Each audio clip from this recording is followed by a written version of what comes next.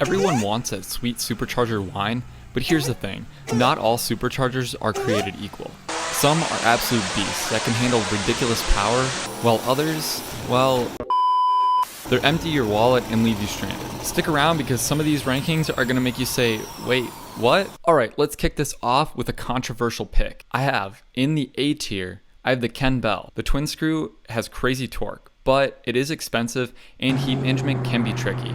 It's incredible for low-end grunt, but does it have too much for the street? I guess you can decide. And if you think that Ken Bell deserves S tier, just wait until you see what actually made the top of my list. Now, before we get to the best of the best, let's talk about the stuff you probably should avoid. In my D tier ranking, I have the eBay knockoff kits. They do have poor build quality, sketchy tuning, and will cost you an engine eventually. Look, I know you're tempted at the $1,500 complete kit, but trust me, you'll pay double in fixing the way that they break. I want to show you this. You like this cookie? Well, this cookie's junk. I like a cookie. Next up, a blower that will make your car scream like a banshee. Okay, for this heavy hitter, we have the S tier in no question. We got the Whipple Superchargers. Has insane efficiency, huge power potential, and OEM fitment. This is a supercharger you buy when you want 700 horsepower plus, with confidence. I mean, yeah, it is pricey, but it's a literal bolt-on monster. And you think Whipple is the king, but wait until you see the other S-tier brands coming up. Okay, in our next brand, we have at B tier, the Edelbrock E-Force. It is great for mid-builds and has a clean OEM look, but it's not the wildest power gains. It is perfect for someone who wants reliable extra oomph without really tuning their drag car into a strip weapon. But like, not everyone wants that mild build, so coming up next, we may have another potential A tier candidate. Okay, now here's one people sleep on, but it is a material for the right build. We have the Vortex Superchargers. It is affordable, reliable, but with more top-end power band. If you love revving out and don't even care about instant torque, Vortex is a killer budget-friendly choice. Still, it's not the budget king. I've got one coming later that punches way above this price. Alright, I think we have one here now at the S tier legend spot. This is basically, I mean, top of the line. You can't get any really better than this.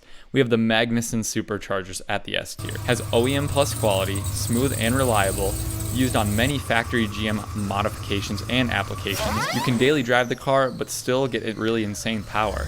Magnuson is a no-brainer.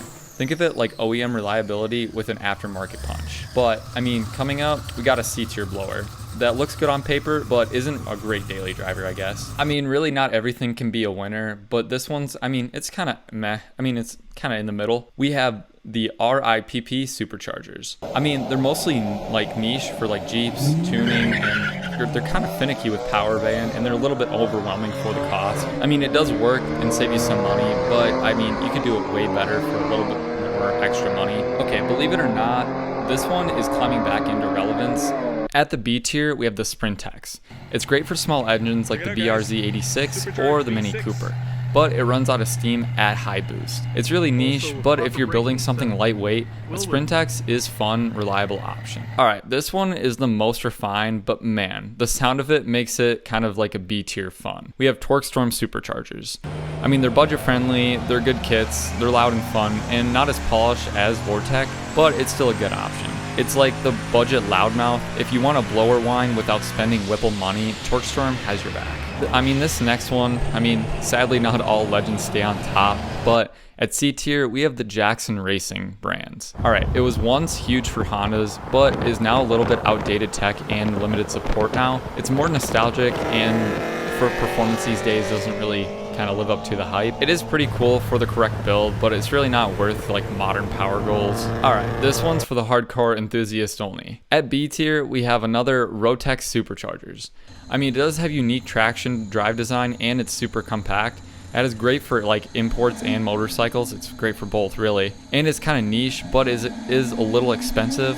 But for certain platforms, it can work. Like Rotex is basically unbeatable for like smooth power delivery. All right, let me know where you kind of have those tiers. It's kind of a toss-up between Whipple and basically Magnuson, if you kind of want like all-around perfection. But both are my S tier picks. let me know in the comments what your picks are. And an honorable mention, we do have the ProCharger. What it does slide into like an A tier for its insane top end, and it's used on basically a lot of track builds. So I did forget to put that in the video when I was making it. So ProCharger, you get in A tier. So there you have it, the Supercharger brand tier list. We have the S tiers, the A tiers, the B tiers, and the C and D tiers. But just let me know which ones you disagree with and why. All right, let's round out the list one more time.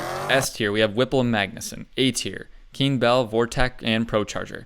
B tier, Edelbrock, Sprintex, TorqStorm, and Rotex. C tier, we have the RIPP and Jackson Racing. And then the D tier, any really eBay knockoffs. All right, thanks for watching this video. We'll see you in the next one on Torque Savvy. Peace.